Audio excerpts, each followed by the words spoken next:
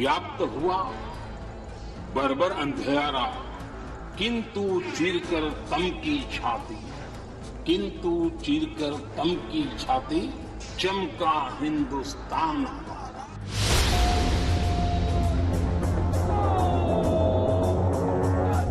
शत शत आघातों को सहकर, शत शत आघातों को सहकर जीवित हिंदुस्तान हमारा।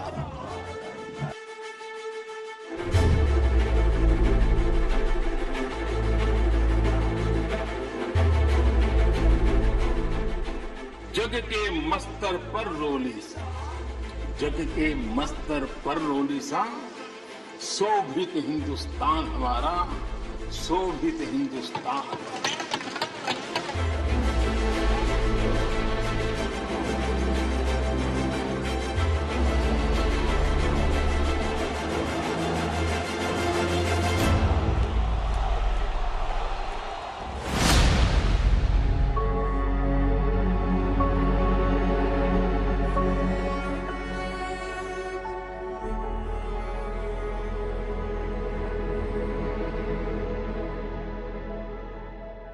दो 2022 के अंतिम चंद घंटों के शेष रहते वो मां हमेशा के लिए अलविदा कह गई, जिनका आशीर्वाद ऊर्जा था, साहस था, शक्ति था।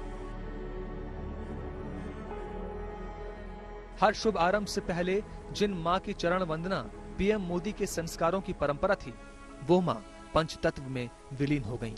मां को अंतिम विदाई देने के कुछ मिनटों बाद ही प्रधानमंत्री मोदी कर्तव्य पथ पर निकल पड़े। व्यक्तिगत दुख को मन में समेटे पीएम मोदी पश्चिम बंगाल को वंदे भारत की सौगात देते नजर आए। ये दृश्य असामान्य है, ये कर्तव्य परायणता अद्वितीय है। 2022 ने जो सवाल सामने रखे, प्रधानमंत्री मोदी ने उनके जवाब अपने अडिग फैसलों और मजबूत इच्छा शक्ति से दिए। परिणाम क्या रहा, ये इतिहास बनते 2022 में दर्ज है।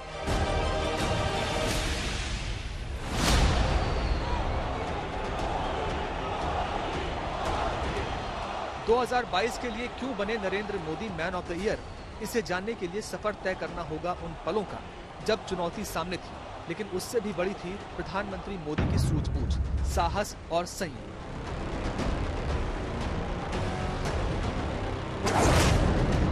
पहला पड़ाव तवांग है, जहां चीन ने भारत के सब्र की लक्ष्मण रेखा पार करने की हिमाकत की और करारा जवाब हिंदुस्तान की हिम्मत ने दिया। डंके की चोट पर बॉर्डर पर नई सड़कें, नई टनल, नए पुल, नई रेल लाइन, नए एयर स्ट्रिप, जो भी आवश्यक है, एक के बाद एक उसके निर्माण का काम तेज गति से चल रहा है।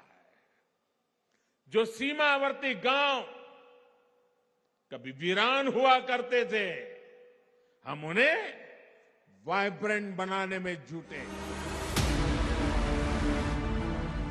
डंके की चोट चीन को बीजिंग तक सुनाई देती है और चीन को समझ आता है वो भारत जिसे प्रधानमंत्री मोदी की नीतियों ने तैयार किया है। 2022 गवाह रहेगा भारतीय सेना के शौर्य और पराक्रम के साथ प्रधानमंत्री मोदी के साहस के लिए, जिसने चीन को चिंता में डाल दिया है।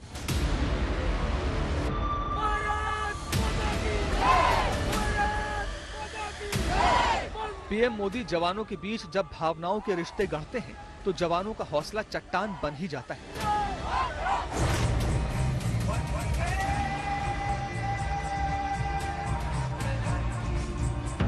चीन को जवाब देने का जो सिलसिला 2020 से शुरू हुआ, वो 2022 में और सशक्त हुआ। भारतीय सेना इंच इंच, पोस्ट पोस्ट चीन के सामने डटी रही। चीन की पूरे साल एक न चली और जब उसने दुस्साहस किया तो तवांग में उसे वो जवाब मिला जो चीन भारत टकराव के इतिहास का अहम पड़ाव बन गया। 2022 देश के लिए देश की तरफ से इस भरोसे का साल भी है कि तैयार है।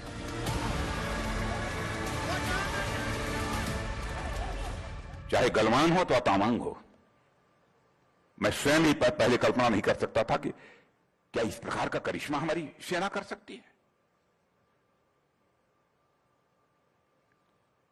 जितनी ही प्रशंसा की जाए वह कम है। चीन को आईना दिखाया तो पाकिस्तान खुद ब खुद आईने में झांकने लगा। हिंदुस्तान से नफरत की हदों से पार जाकर नफरत करने वाला पाकिस्तान प्रधानमंत्री मोदी की शान में कसीदे पढ़ने लगा। 2022 के इतिहास में ये वाकया भी हमेशा याद रखा जाएगा।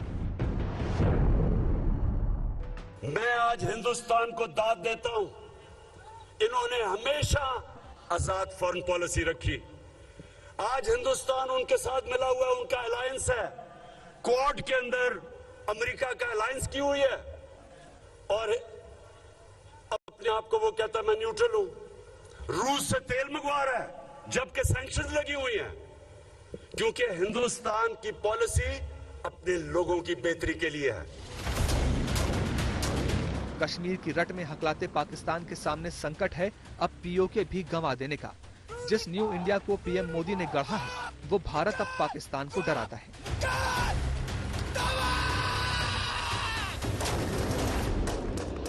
Raksha Mantri gave the statement about the POJK. As you are aware that parliamentary resolution already exists on the subject, so therefore it's nothing new. It is part of the parliamentary resolution. As far as the Indian Army is concerned, Indian Army will carry out any order which is being given by the Government of India. And whenever such orders are given, we'll always be ready for it. चीन पाकिस्तान का सवाल साल दर साल आता है, जिसे प्रधानमंत्री Modi distinction के साथ पास करते हैं और इस साल इस सवाल में रूस यूक्रेन जंग भी जुड़ गई।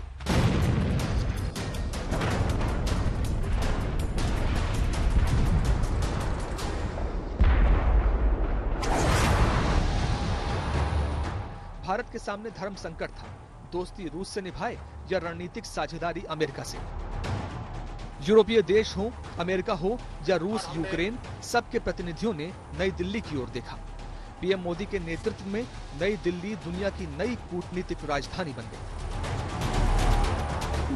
रूस यूक्रेन लड़ाई को देखते हुए प्रधानमंत्री मोदी जी ने जो बात कही है कि ये युग जो है लड़ाई का नहीं है और बातचीत से ही मसला हल हो सकता है, मुझे लगता है उनके इस स्टैंड को लेकर के पूरे विश्व में जरूर सबने मैं कहूँगा कि स्तुति की है, क्योंकि वो समझते हैं कि भारत के जो रिश्ते हैं रूस के साथ भी अच्छे हैं और यूक्रेन के साथ भी अच्छे हैं। जिस प्रधानमंत्री मोदी जी की जो छवि है वो वाकई पूरे विश्व भर में सब कोई मुझे लगता है प्रशंसा करते हैं।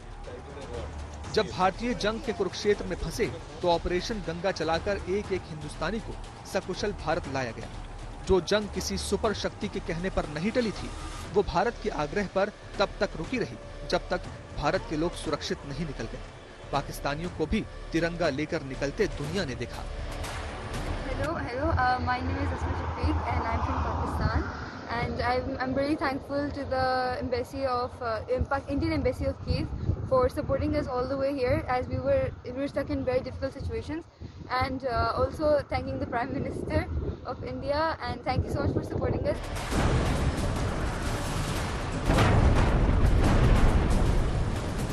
भारत ने जंग को जायज नहीं ठहराया, लेकिन साथ ही रूस के खिलाफ भी नहीं खड़ा हुआ। अमेरिका ने आंखें तरेरी, लेकिन भारत ने अपना निर्णय नहीं बदला। भारत की अपील पर जब रूस ने परमाणु हमले की धमकी वापस ली, तो अमेरिका भी भारत के सामने सम्मान से सर झुकाकर खड़ा हो गया। अमेरिका खुलकर कहने में ये गुरेज नहीं करता कि भारत महाशक्ति है। चीन ने 1962 की जंग के बाद मनोवैज्ञानिक मजबूती का जो आवरण ओढ़ा था, वो हट चुका है। दुनिया भारत को देख रही है और भारत अपने नजरिए से दुनिया को। आप देखते हो ईस्टर्न लद्दाख में हो या यांगसे पे हो या डोकलम में हो, कहीं पर भी हो, भारतीय सेना के जो लोग हैं जिस मजबूती से और जिस हौसला अफजाई से और जिस जोश से चीन को आंख में आंख डाल करके उनको ढकेलते हैं, उसी से मालूम हो जाना चाहिए कि अभी तक तो गोली चली नहीं पर मार जरूर पड़ रही है चीनियों को।